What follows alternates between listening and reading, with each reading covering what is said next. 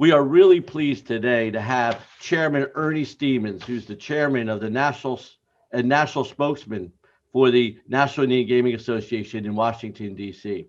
I've known the chairman for many, many years, and we're going to learn more about him and what's been happening with the National Indian Gaming Association and Indian gaming during the pandemic. But before we start today's version of Illuminating Conversations, I want to really give our audience a flavor for what the chairman has done in his life, which is truly impressive. Chairman Stevens, as I said, is the chairman and national spokesperson for the National Indian Gaming Association.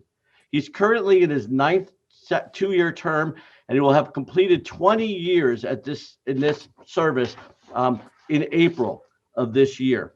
And he is elected by the member tribes of the National Indian Gaming Association. So for 2 decades, he's been providing unbelievable and unmatched leadership.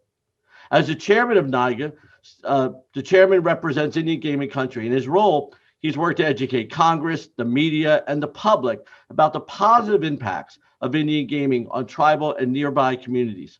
Stevens also is responsible for shaping policy initiatives that have the potential to impact the industry. He's led the association and worked very hard, and he talks about it a lot with me and other leaders. He protects tribal sovereignty and strengthens the Indian gaming industry, all in the same motion. During his tenure, Indian gaming revenues have risen from $11 billion in the year 2000 to over $37.3 billion in 2017, and I dare say was probably higher in 2019. From 1993 to 1999, he served as the elected councilman for the United Nations in Wisconsin. He is a former first vice president of the National Congress of American Indians. As a respected leader in Indian country, Stevens serves as a long-term board member on the National Center for the American Enterprise Development, the Nike N7 Foundation Board, the Executive Board for the Center of Native American Youth, and the Native American Advisory Board for the Boys and Girls Club of America. We're going to talk about his education because he really told us some great stories about his upbringing and his education. So we'll leave that for just a second. But I know that he's most proud that he is an enrolled member of the United Nations in Wisconsin. He and his wife, Cheryl, and he speaks about his wife a lot, have been married for 35 years. And together they have 5 children and 17 grandchildren. I'd like to welcome you, Mr. Chairman, to our broadcast. Thanks, James. Good to be here. We're working hard and staying home and staying safe and moving around a little bit. We're taking a few small steps in this world of recovery, but we're very excited about doing our best to create whatever the new normal is, but in the process being real safe and looking out for our communities throughout Indian country. Well, we appreciate that. And you know, during my research about you, I learned a whole lot of things. Washington is not foreign to you. In fact, I believe that your father was a leading advocate in Washington, D.C. for Native American issues as you were growing up. Can you tell us a little bit about how that might have shaped you? You know, I was raised by my mother. My mother was an activist lady, so she was always ready to carry some signs and maybe even, have a sit-in someplace, and always trying to educate America about the real truth of Native America and where we came from. My father was similar. They were divorced, and he was remarried to an amazing lady named the late Pat Stevens. So we had the best of both worlds. We always had these people working hard, and moms and certainly my father. But what really shaped me is from the outside looking in. I always heard about my father, and then every now and then I get to go to Washington, D.C. as a Indian boy from the res, and it was very enlightening. And I wished I could have listened more. I could have understood more, because Dad would take me to senators' offices and secretaries' offices, and they would talk forever. I usually kind of nodded out on the sofa. Right. But Dad, he did 2 things. There's a lobbyist tour he did, but the 2 things I think of the most is he went into the bureau under Richard Nixon's administration and worked with a Mohawk named Louis Bruce and a couple other amazing tribal leaders. One was from Leech Lake, and the other one was his name was Cook, And then there was another one from Maine, I believe. And I can't think of his name right off the top of my head, but he's a beautiful man. But they changed the world with the help of Indian country. And that's the correlation that I have. The Indian country drives my car, and I take my marching orders from the leadership throughout Indian country. And that's what they did. But Dad was in the Bureau, big changes in the late 60s. And then later on, he was with the Senate Committee on Indian Affairs, but he was the executive director of a study done by all of Indian country that established what was the Senate Select Committee on Indian Affairs, later became the Senate Committee on Indian Affairs. He was the first staff director for that. And his education was the front line in Korea as a staff sergeant at age 19, United States Marine Corps. So again, obviously experience and things like that. But my dad did a lot of great things. Obviously a lot of background there, but also when I was studying up on you, I know that you have a Bachelor of Science degree in criminal justice from Mount Scenario College in Wisconsin, but you told me a story that really affected you. It's about your associate's degree that you received from Haskell Indian Nations University. And I must admit, when you were telling me the story, and you love to tell stories, I didn't really know about Haskell as well as I should have. And you told me that experience really shaped your life, whether it was your grandmother or somebody in your family that had taken some classes there, but that a lot of that what happened during that period of your life was really to shape you. Tell us a little bit about how that experience shaped you and got you where you are today. The number one experience is watching my wife try to figure it out. She was the same age as I was. We had two little boys, and I think they were like 3 and 1, if that. And she tried to figure out, what am I doing in Lawrence, Kansas? We don't have any money.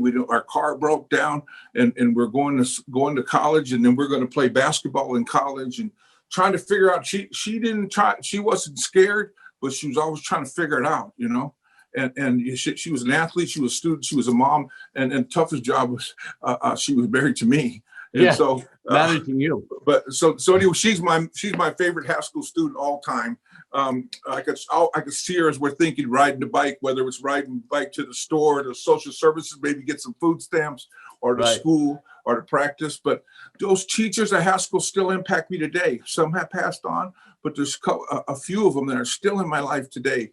They changed me. They said, hey, basketball's fine, but you ain't going to be able to play that for the rest of your life. But for the rest of your life, you're going to have to help people. You're going to have to care for people. You're going to have to make a difference in Indian country. And that's what they taught me to do.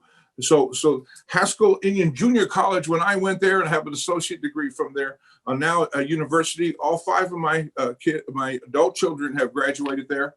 And 2 went on to get their masters at KU, and my youngest has just finished her doctorate there. My other boys went on to Wisconsin schools and are doing real well. But Haskell's the foundation for us, and it's an amazing legacy. And it sounds like it's a foundation not only for you, but for your entire family, and how all of your children have gone there, and your wife, and gone on to do just great things. The one thing I also knew about you, but I did not know the extent, was we were in London a couple of years ago, and you and I were with Paul Gosselman, and you were sort of shadow boxing with him, and we have a picture of that. And I did not realize at the time that you were the national heavyweight champion in 1977 and 1978. And I know that gold medal, not only you were a basketball player and you excelled in that, but the gold medal that you won was something that I know that you're super proud of. That was all happening about the same time in your life that all of these other factors had. Tell us a little bit about that. Well, I'm a fighter, I'm a boxer, and I learned to apply those skills into everyday life. So every time you see me, if you see me analyzing like I was doing Gosselman, we're analyzing each other, I'm not punchy, but when I'm doing this, I'm thinking. Right. And a boxer thinks. A boxer leads with his jab. The left jab kind of carves it out, and then you come in with the big ones when it's ready. So you move around the ring. And my life and my career is you move around the ring, and you try to analyze this thing, and you're always using that left jab to pepper things. But when it comes time to drive it home, this is what the right hand is for. That's the whole analogy of life.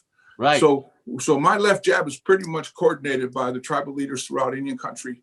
and I don't throw the right hand unless I get their permission.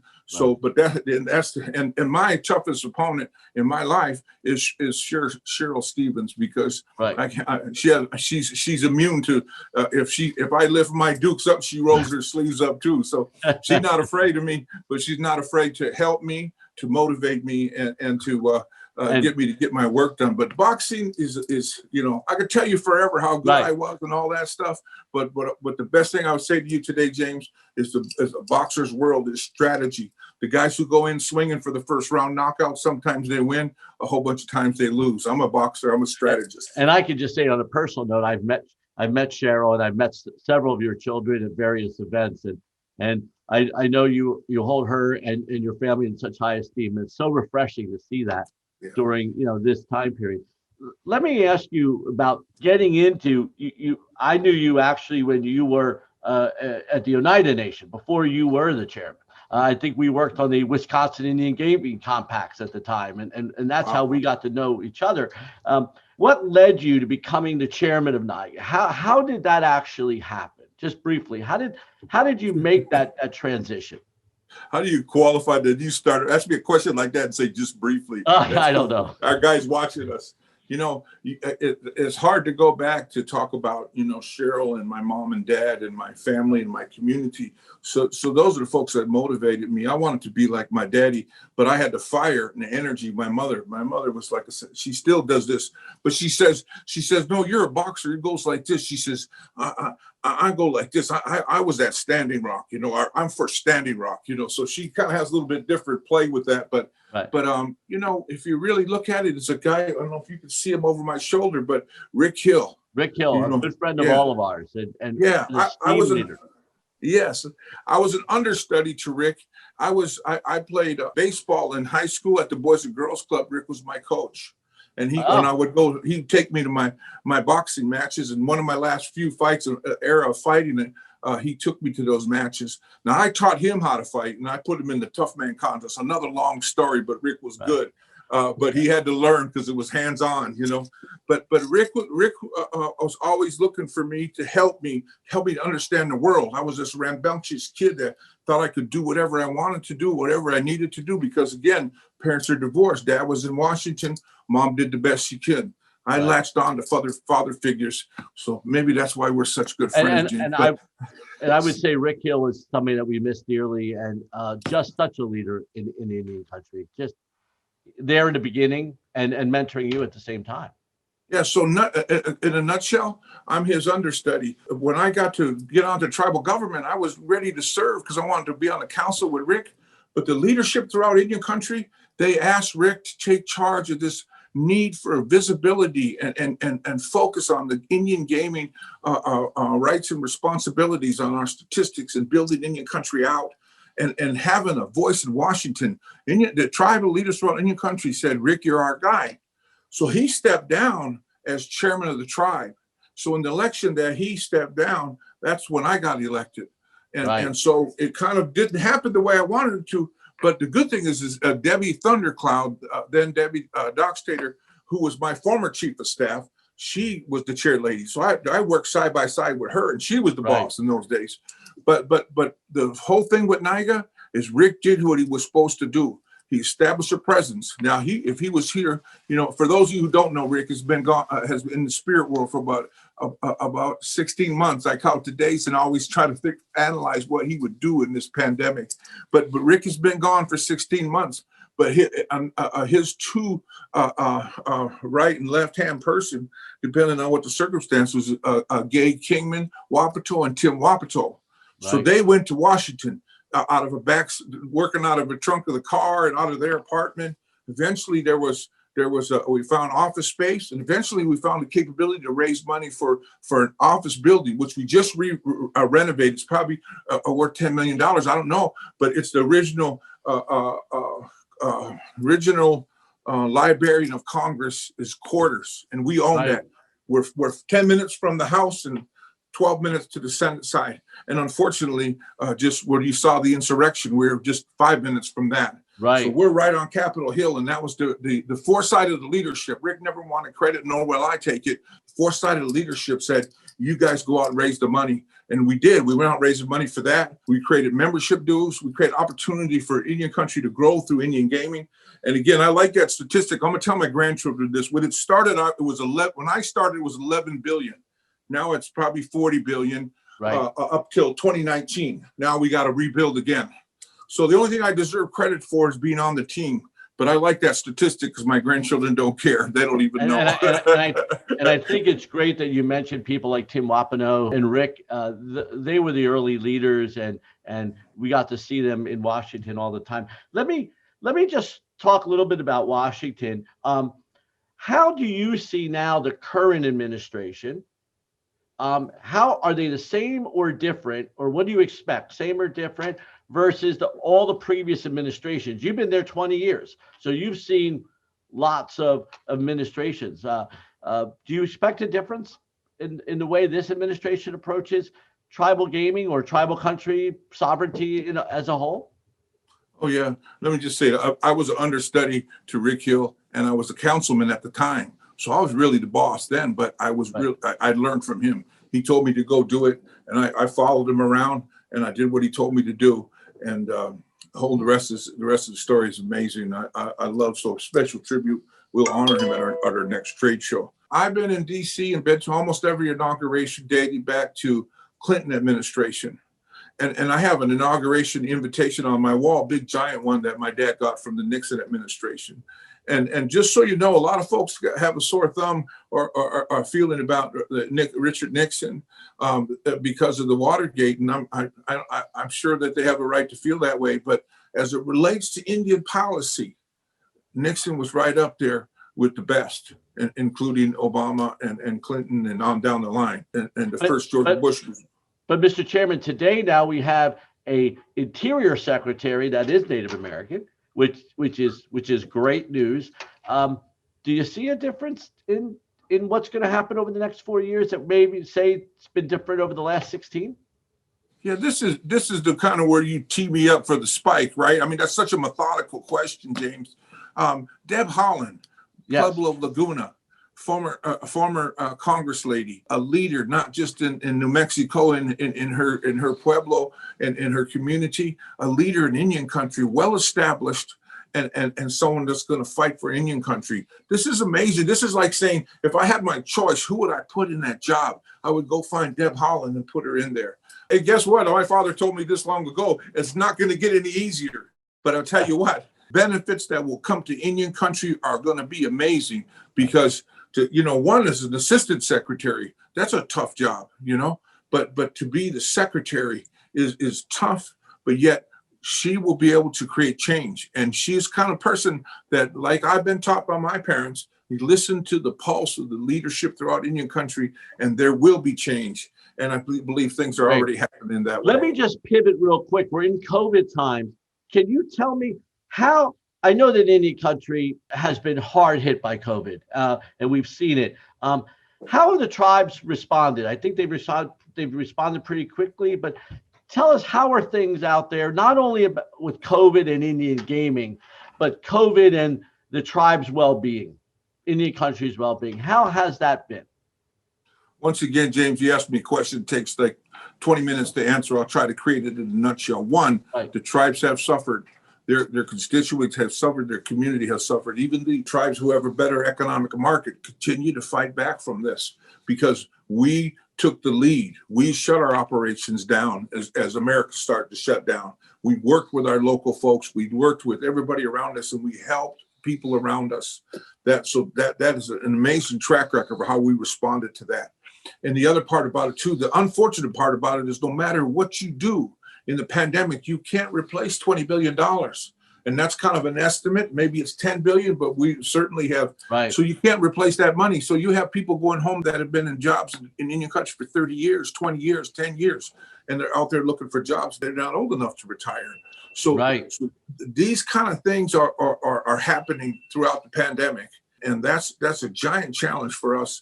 and Indian country has really stepped up to do their best in food and other kinds of services, and not limited to tribal members. There's people from all around the neighboring communities could continue to benefit from the assistance in one of the worst situations in American history. And along those lines, what do you think the rest of the country can learn from Indian country? What the rest of the United States? What can they learn from what the tribes did? I know that there was one story in South Dakota where the tribe took extraordinary lengths to test everybody that was coming in and out of the reservation, whether or not they were on that state road, and it became very contentious. But to try to stop the spread, what do you see in terms of how did the tribes teach us, the rest of the non-tribal world, about how to handle COVID? Immediate impact, taking immediate measures and protecting their community, working with surrounding municipalities, working with local law enforcement, shutting down their communities, and took a little bit of heat for those roadblocks out there in the Dakotas, but it saved lives. So those chairmen that made that decision, those councils that made that decision, saved probably hundreds and hundreds of lives by doing so. And that's super important. Yeah, and so if you see what's transpired here, it's amazing. But it's communication and dialogue and unity amongst unity amongst the leaderships, not just in Indian country, but our local folks that we work with. We work together very well with them because we're trying to save lives. We're trying to make this world better. And you know, from my standpoint, directly related to gaming, I've watched our general manager, Louise Cornelius, when we reopened, she's right there at the front door. Her assistant, her CEO, right by her side. He's checking temperatures. He's making sure people got the masks on. Right. Seeing the security folks, those folks want to, you know, put that mask down by their nose. The security says, flip it up over the nose, or you know, step outside. You know, so these kind of things, the safety and the camaraderie and working together, no matter what. These are the things that make Indian country better. The plexiglass is a little cramped for me because I'm a big dude. I got to get in between there before I hit my slot machine, you know. Right. But again, families working together, self-discipline, wearing the masks. And I think it's interesting that tribes work with local governments that bordered and around the reservation. There's the state governments. In other words, it wasn't that you just tribes isolated themselves. There was a necessary need to work in local governments. We had to. We may be sovereign governments, but we're all God's children. And you cannot imagine all these different nationalities, all these people working together. My favorite story was talking to Bill Miller. And Bill needed, from the president CEO. Yeah, he's kind of the Ernie Stevens of the Gaming Association nationwide. So tell him I said that, okay? Bill's a good man, but we work together in trying to help make these application processes and the PPE access. All these things needed to be more fluid for Indian country, and we asked him to help us. And while I'm doing that, I'm on the phone at my yard blowing leaves, and my wife, she has this big hot rod leaf blower that she has to put it up on my back, and then she has to show me how to work it, and it's amazing. So here we are, got neighbors are all not working, and we all got masks and we got social distance, but you know, say, hey, you know, I was over there in his yard. So pretty much I said, this is getting heavy. My neighbor puts the backpack on, then he's down by an elder next door, and then one more further down, we're all Caucasian and Indians and different tribes. Everybody helping everybody out. Elderly, that's my call. That's just one cul-de-sac on the res. And I think that's great that you could call out Bill Miller at the AGA and talk about how NIGA and the AGA cooperate and talk and work together, and how Bill helped with the PPE, and you're on the phone with government leaders. I think that's super important, because I don't know that would have happened 20 years ago or 15 years ago. And so that's a great testament. It didn't. It didn't. But except for the G2E, because we have a major part of that show and continue to. But as far as the voice on Capitol Hill started with Jeff Freeman and now Bill, I'd go into any battle with those guys. That's super great to hear. But let's talk about the battle ahead. You know, we're now in a rebuilding mode. Now, you just said you don't know if it was 10 or 20 million, but there's some losses here in the last year. What do you see are the tribe's challenges moving forward to rebuild, come back from the pandemic? I'm watching it as it turns. My son Brandon is the vice chairman of our tribe, and led by Dehasi Hill and a bunch of other amazing elected officials that have been on the front line. I've watched this happen and watched the tribal leaders take charge in establishing a new normal, so to Right. speak. And so we really. Could you rephrase that question for me one more time? Just wondering, do you see challenges ahead? Yeah. What are the challenges that face the tribes to get back to where they were at the end of 2019 in terms of gambling operations, gaming, revenue? Do you see challenges in that, or do you think it's smooth sailing? How do you see that? Yeah. No, when it's just because the pandemic is still unpredictable. As right. much as we start to work towards better numbers, and there's still there's some resurgence going on throughout the Indian country. Right. Then there's the offshoots of the COVID-19. The variant. So the variant. So we have to be real careful. So we're not counting on just saying, hey, we're going back to being. We were the tops. I don't know. I don't want to. I like Bill Miller, so I don't want to be rude to him or anything. So don't tell him I said this. But we were the top of the industry. Indian country was the leader of the industry. We are just surpassed. But there's several tribes that are part of the AGA. So it's not really. We're all in this together. So what we really have to do is continue to rebuild. And we have to do it with the plexiglass. We have to do it with the mask. We have to find out new technology, new systems to protect us. And we have to make sure people understand why it's so necessary to keep that mask above your nose or to keep a social distance. But also we need to tell people it's safe to go to tribal gaming facilities, that the restaurants will be back, all the hospitality will be back, the hotels will be back on. And that it's safe for everybody to come, right? I mean, that's a really big message.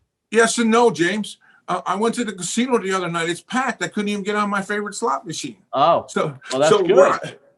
So they're out there. Here's the thing: is because we have all this new technology, because we have social distance and spacing, because we've making that a priority. The folks need someplace to go where they're safe. And what better place than our casino? Maybe I'm taking a cheap plug for the industry, James, but no worries. I'm telling you, it's packed to the casino. So we're gonna just do one last. Go ahead. Yeah, food, and that we still have to work that one through, because the buffets and all that stuff, and the restaurants. But we're working on it, and we are going to continue to be just like we were, before this thing started. We're going to be one of the finest places in the whole world to spend your recreational dollars. So the final question I have today is a bit looking into the future. And I know that you're, in Washington, your people are right on top of this. States are coming out. States are moving towards legislative initiatives around iGaming, internet gaming, internet lottery, sports book, sports wagering, all those things. We see states allowing more of this. What do you think about tribes getting into this? How does that happen? How are you driving that to make sure that you stay in front of what is available in commercial gaming sectors in the states? We've been again, side by side, working with Jeff Freeman and now with Bill Miller. We've tried to make that our priority. There's different circumstances as you move around the country, how we do this, but everybody's going that route, and everybody likes the idea of the sports betting and the iGaming and all this new technology and stuff. So people are pretty excited about that, and I think that I don't think that saved the industry. I didn't think it did then, and I don't think it does now. I think that safety will save our industry. Safety will help us rebuild the industry. However, we've been to some places and we actually place bets in different casinos, and the Indian country folks that are out there on sports betting and things of that nature have presented to us, have been role models for us, and help us learn that. So we're excited about all those elements. And my son, Ernie Stevens III, he's always in here talking about sports betting and iGaming with this passion. But when it's all done, James, I like to snuggle up to that slot machine. But of course, Mr. Chairman, those types of gamings may require a compact, and of course, I think is it your view that each individual tribes and each individual states have to enter that compacting process with the state governments and however that works? But from a NIGA perspective, you're supportive of moving forward with that technology, subject to each of the tribes doing compact negotiations, however they come out. Is that kind of the right way to Yeah, look at it? I think we said it from the start. Our member tribes are one that drive the position of NIGA, and sometimes you have differing viewpoints based on the state or a region or Right. something of that nature. So we have to try to balance that. We do that through effective communication. I believe we've done that. I've been to sports betting over in Traverse City at Grand Traverse. They opened up their sports betting book, and Right. we've been to in New Mexico. We've been there. I believe the Choctaw, Mississippi, have came to our show and presented. So yeah, this is something that's important to us. As long as people can do it in America, we got to be able to do it, and we want to do it better. We want to do it better because it's your tribal sovereignty and your deep belief in tribal sovereignty that if the states are going to have it, then tribes should be able to have equal access to it through, of course, the compacting process. That's really, I know sovereignty has been a big deal for all tribal members and tribal gaming, but I know that you told me you make that a bedrock, the cornerstone of who you are. Yeah, and my father taught me that, well, we're not lawyers. I got a degree in criminal justice, but I didn't go to law school. So We're not lawyers. And I got a lot of lawyer jokes. You never see me without an entourage of them with me. But I'm a lawyer, so please don't do that. Don't. Yeah, no, they're always with me. My top staff in DC, all some of the best lawyers, lobbyists in this industry, and they have, and again, a credit to them. Our executive director, Jason Giles, Danielle Hermany-Horses, those are our two lead in Washington, and they have been, literally at the switchboard every step of the way. And so, and our lawyer lob team, from not just from NIGA's shop, but all across country, these different tribes, their folks have weighed in, and that's why we're getting on our feet. That's what's helping to rebuild us, and that's what it's going to take to make a better place. We really have to hang together, and we really have to understand that sovereignty, tribal government gaming, that is the aspect that helps us to move forward. And if you think about it, James, we were I think the 11th highest employer before the pandemic in the whole country, right up there with Walmart and Google and all these different companies. We were 11th highest, right. And we're going to get back there. But again, we'll do that in a safe manner. We're going to pay our employees good. We're going to provide good benefits, and we're going to continue to hire folks in and around our community. So yeah, I think we're in good shape, but we really have to understand this technology has to keep us safe and has to keep us strong. We can't take any missteps. So we have to, and that's where the tribal leaders come in, understanding tribal government gaming, understanding sovereignty, and keeping everybody safe and sound in their communities. That's their priority. And I listen to them. They're the bosses. Well, that's a great way to end it. Thank you, Chairman Stevens, for being with us today on this version of Illuminating Conversations. And really, it's great to see you. You've been an inspiration since I met you early days, before you were even the NIGA chairman. I met Rick Hill, as I said, in 1989, and Luis Cornelius and all of those at the Oneida in Wisconsin I've known for many years. And thank you for coming on today and sharing your views. James, if I could, I just want to make sure I kind of dodged one of your questions when you talked about the administration in the previous and in comparison. I'm just looking forward. You got Deb Haaland. This is a dream come true. And what the United States of America will find out is it's not just for Native people. She's going to change the world around us for the United States of America. And we recently saw a lot of this, the mascots are starting to tumble, and people are starting to respect the tribal sovereignty, tribal government, tribal culture and tradition. The Washington, our team, they're gone. Right. These are the kind of things that there's been strides, and there was strides in the previous administration. I worked with a young man named Ben Keel that did everything he could to help.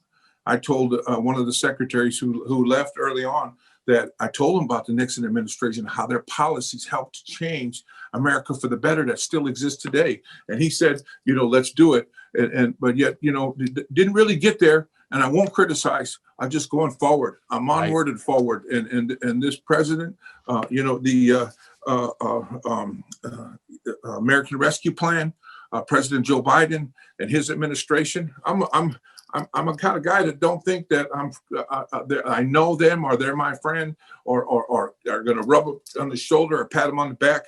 I'm one of their soldiers. I'm ready to go to work, and that's how Indian Country feels. We're ready to go to work. And I do know that the Recovery Act that was just passed by the Biden administration did include funds for Native American tribes and whatnot. So it's just been. I hope one day to meet the secretary. She's accomplished great things, but I must say, Mr. Chairman, you have far exceeded expectations over the last 20 years that you've held your office. And again, thank you for being with us today. Thank you, James, and thank you for all the work you guys do. No worries.